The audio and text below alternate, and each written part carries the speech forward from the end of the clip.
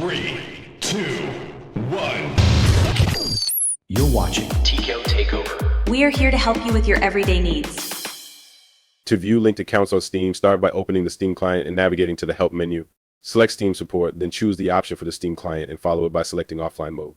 While this step may seem unrelated, it enables access to Steam Support for further inquiries.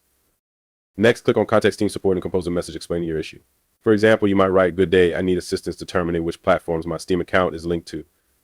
I am attempting to connect my account to specific platform, e.g. Rockstar Games, but I am receiving an error stating it is already linked elsewhere. I would appreciate any help in resolving this.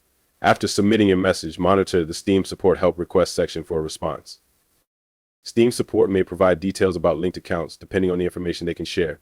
If they identify linked accounts, they may assist in unlinking them, allowing you to reconnect to your desired platform. Patience is key, as response times may vary, but this process is your best chance to manage linked accounts through Steam.